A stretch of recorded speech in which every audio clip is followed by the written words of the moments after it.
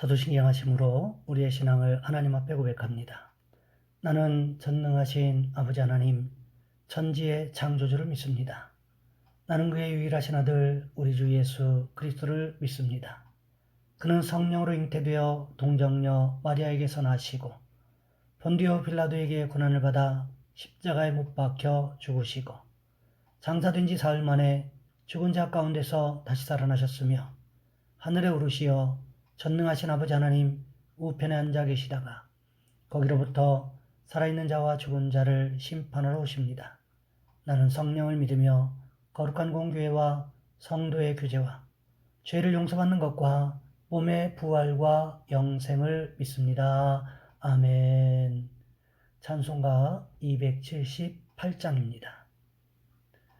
찬송가 278장입니다. 여러 해 동안 주 떠나 세상 연락을 즐기고 저 흉악한 죄에 빠져서 주 은혜를 잊었네. 오 사랑의 예수님, 내 맘을 곧 엽니다. 곧 들어와 나와 함께하며 내 생명이 되소서. 죄악에 죽을 인생을 심히 불쌍히 여기사 저 하늘의 영광 버리고 이 세상에 오셨네. 오 사랑의 예수님, 내 맘을 곧 엽니다. 곧 들어와 나와 함께하며 내 생명이 되소서. 홍포를 입은 구주는 가시면류관 쓰시고 저 십자가 높이 달리사 그 아픔을 참았네.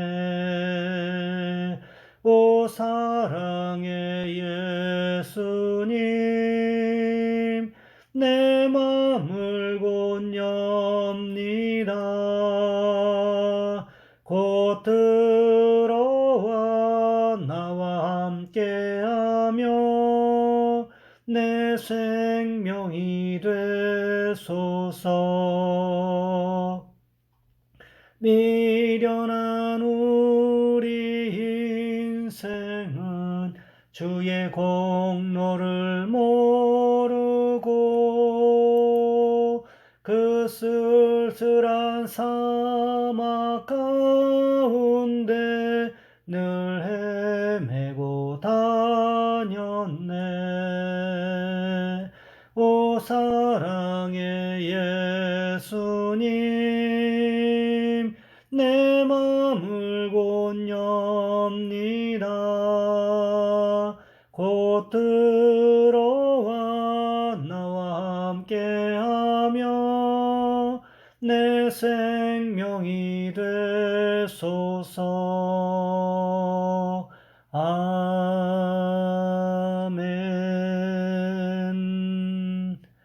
오늘 말씀 열왕기상 3장에서 보겠습니다.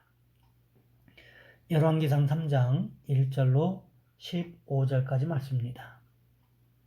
열왕기상 3장 1절로 15절까지 말씀, 제가 가진 성경은 구약성경 514쪽에 있습니다.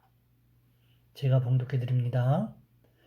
솔로몬이 애굽왕 바로와 더불어 혼인관계를 맺어 그의 딸을 맞이하고 다윗성에 데려다가 두고 자기의 왕궁과 여호와의 성전과 예루살렘 주위의 성의 공사가 끝나기를 기다리니라.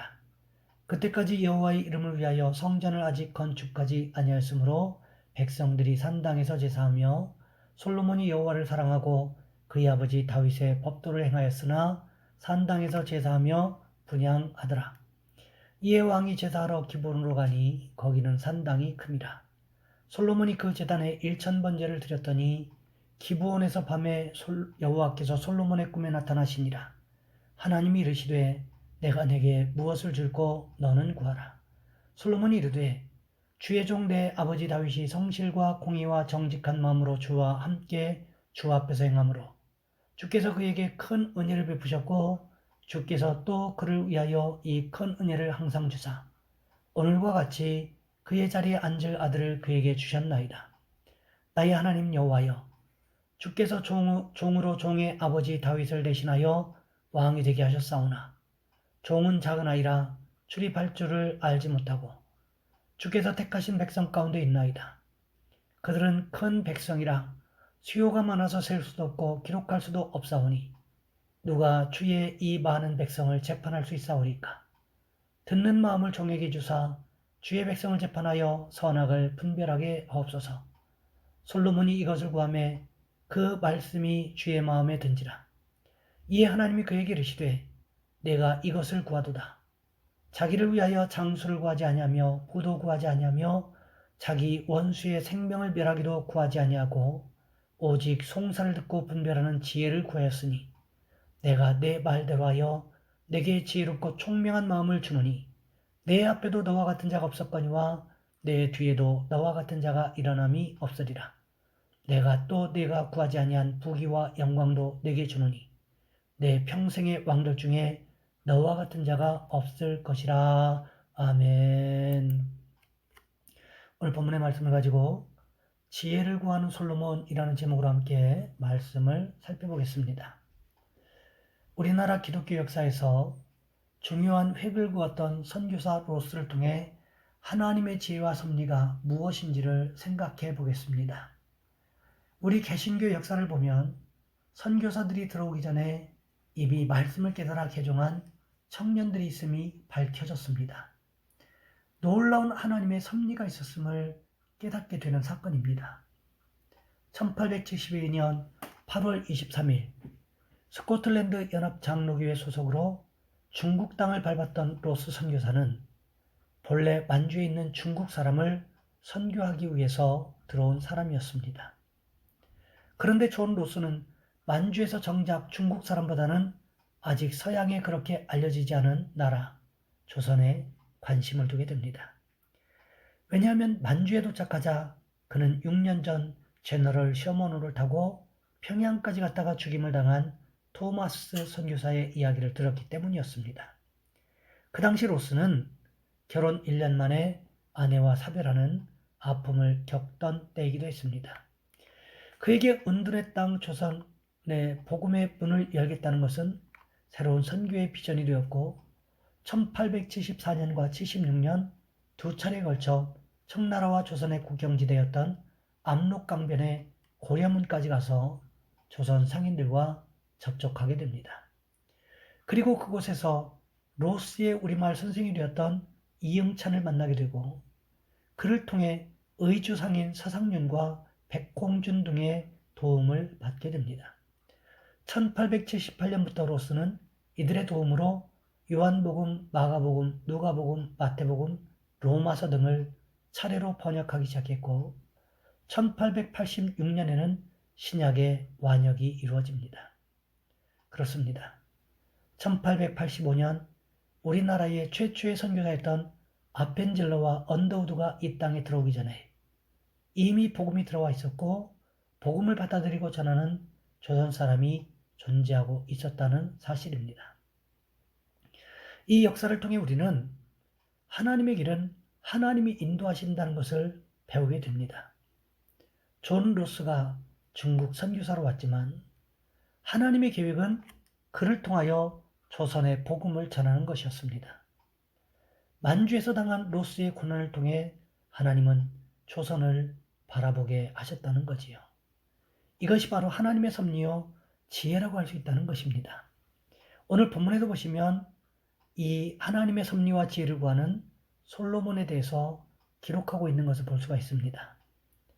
솔로몬은 왕위에 오른 지 얼마 되지 않아서 기브온 산당에 가서 1,000마리 번제, 1,000번제를 하나님 앞에 드리게 됩니다. 그때 무슨 일이 있었습니까? 하나님께서 솔로몬의 꿈에 나타나셨습니다. 그때 하나님께서 내게 무엇을 줄고 너는 구하라 이렇게 말씀하셨습니다.